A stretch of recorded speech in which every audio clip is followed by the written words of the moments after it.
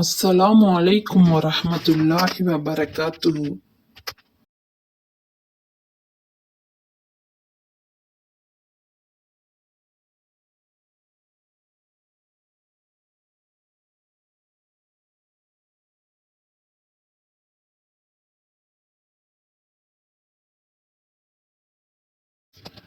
நம்பிக்கையாளர்களே, போர் செய்வது உங்களுக்கு வெறுப்பாயிருந்தும் உங்களையும் உங்கள் மார்க்கத்தையும் காப்பதற்காக அது உங்கள் மீது கடமையாக்கப்பட்டிருக்கிறது.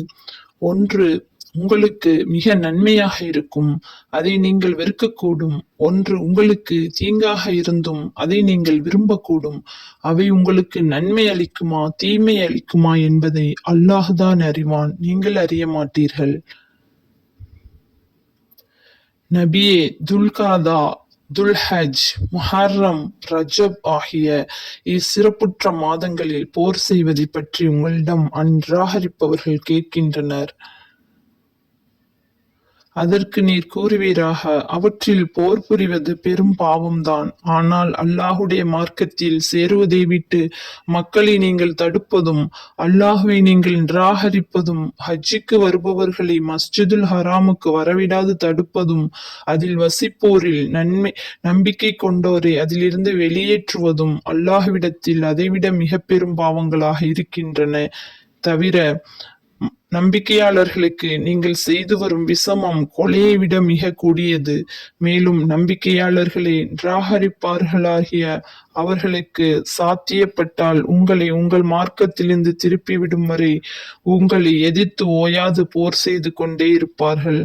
ஆகவே உங்கள் எவரேனும் தன் மார்க்கத்தை நிராகரித்து விட்டு மாறி அதை அவ்வாறு நிராகரித்ததை பற்றி வருத்தப்பட்டு மீளாதவராக இறந்துவிட்டால் அவருடைய நற்செய்கள் எல்லாம் இம்மையிலும் மறுமையிலும் அழிந்துவிடும்.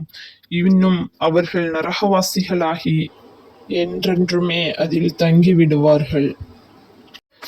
எவர்கள் மெய்யாகவே நம்பிக்கை கொண்டிருக்கிறார்களோ அவர்களும், எவர்கள் நிராகரிப்பாளர்களின் துன்பத்தால் மக்காவாகிய தன் ஊரை விட்டும் வெளியேறினார்களோ அவர்களும், எவர்கள் அல்லாஹுடைய பாதையில் போர் புரிகிறார்களோ அவர்களும் தான் அல்லாஹ்வின் கருணையை நிச்சயமாக எதிர்பார்க்கின்றனர்.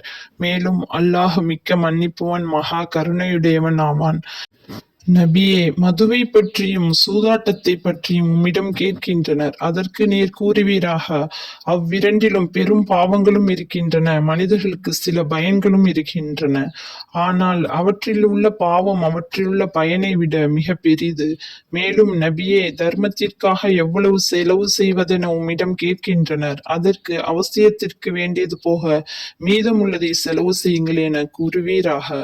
நம்பிக்கையாளர்களே, நீங்கள் இம்மை மறுமையின் நன்மைகளை கவனத்தில் வைத்துக் கொள்வதற்காக உங்களுக்கு அல்லாஹ் தன் வசனங்களை இவ்வாறு விவரிக்கிறான்.